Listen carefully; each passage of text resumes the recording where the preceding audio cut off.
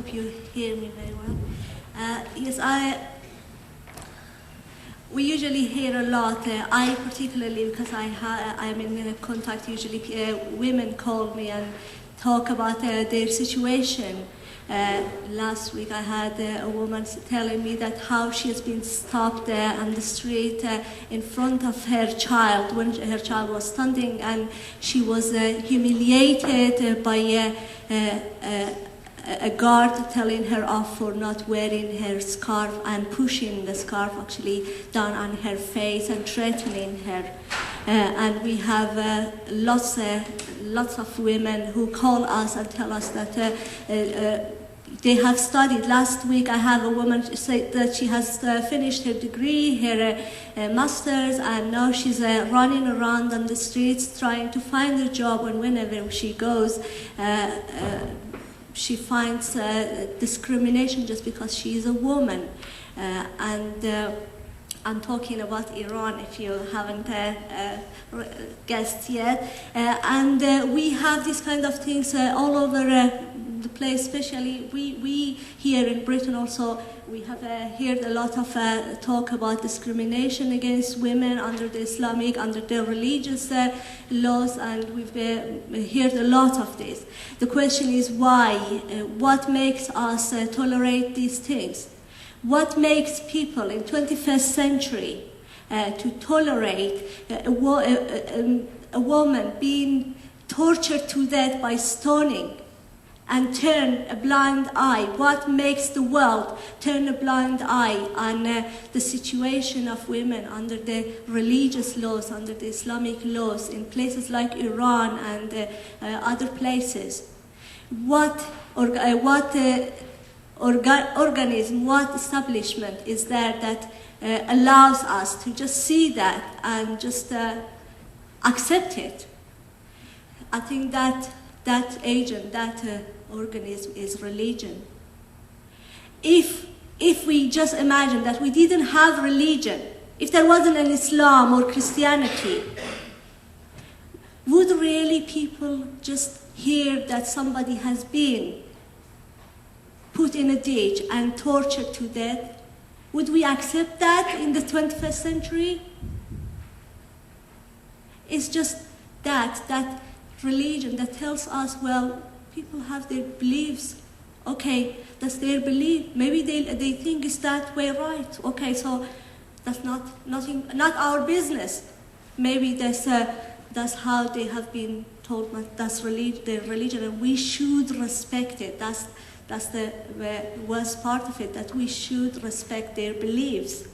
And there goes the religion that comes into the power, into law, and invades our lives of women especially.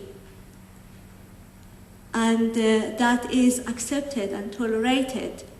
Christopher Hitchens somewhere says in his book that that is some sort of a poison that poisons people and allows them to accept things that usually we don't. If there wasn't a religion, we shouldn't accept a lot of those things. And these things are happening. And religion has become, throughout history, has become an agent for ruling class to control people. To control people, because how else you can control people? How else you can impose those kind of laws on people and make the rest of people tolerate it? Religion, throughout the history, has become an agent, has become a tool for people who want to govern, who want to control the rest of population, to use this. Because then you can say, well, God has said that, and you have to accept it. There is no questioning, because just because God has said it, you have to be prepared to accept it. And throughout the history, we read a lot, and we can see it today, that this has become a way of controlling people. We hear a lot that religion is a private matter. It has never been a private matter.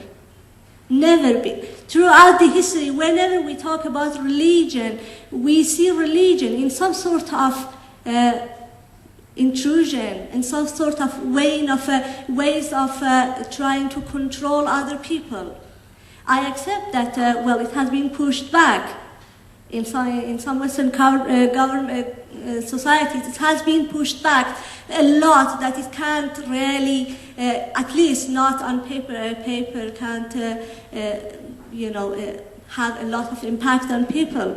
But still, religion has always been a tool, a way in the hands of the governments, the ruling people, to control their people. And we see these days, especially in the case of Islam, that it has become a worldwide political power. I think a lot has been said on that in the other panels.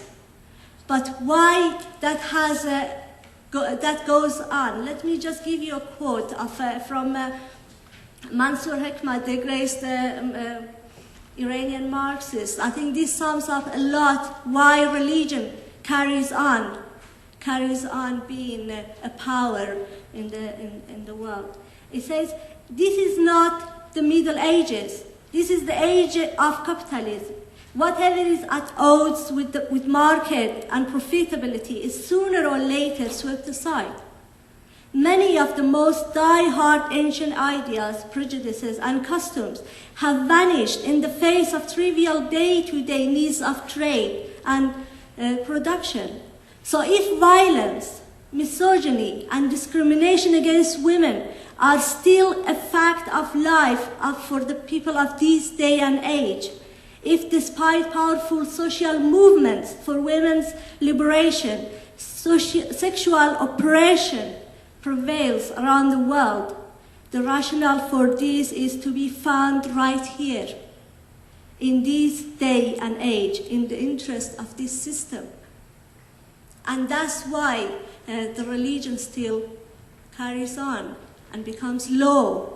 And for 33 years, we see in a place like Iran, we see that that law has made life a hell for thousands, for millions of women, especially, and men, of course, but especially for women in Iran. And that has been tolerated. Apart from these past few years that we can see there is some sort of movement and solidarity, we can see that it has been tolerated.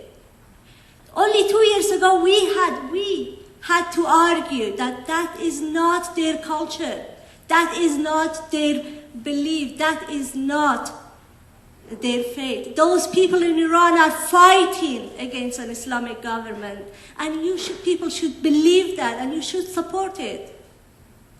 Luckily, today we can see that is changing, not in Iran, but in many other countries, in the Middle East and in other countries. We see that people are uprising and trying to change this system, and the system that is oppressing them, and especially the law, the Islamic law and the law of religion has come under a big question mark.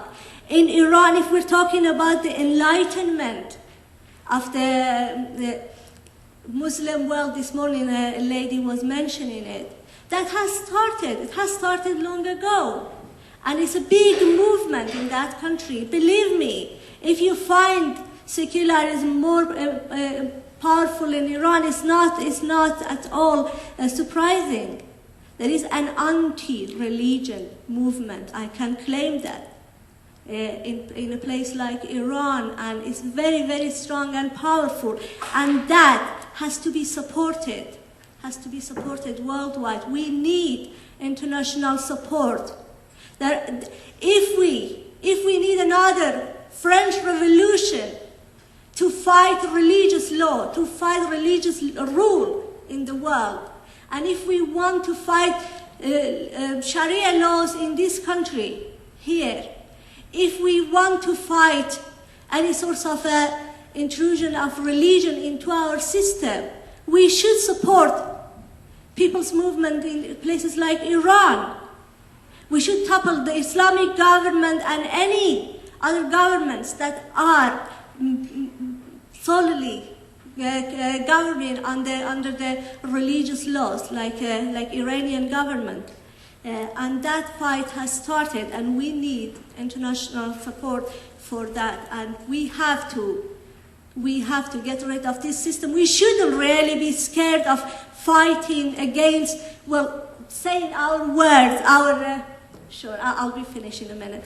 And we shouldn't be really scared. Some of the panelists mentioned that. We should be able to say that we are anti-religious. We don't want religion. Not in power, not in public space. We should be able to push it as much back to the corners of the houses as possible. I know that's not easy. People say, Muslim people say, well, this is my faith. I have to practice it in street. Otherwise, I'm not a Muslim. Sorry, this is a secular society, and we have all to respect that. Thank you.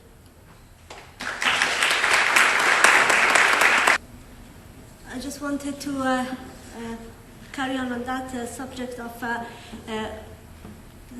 the question about freedom of expression. Something that we have to realize is that hijab, veiling, is not only a way of dressing so that you can say, well, okay, this is my way, I choose this way of dressing. Especially, I'm not repeating what Gita said about hijab, about niqab. I'm saying, I'm going a step forward about hijab.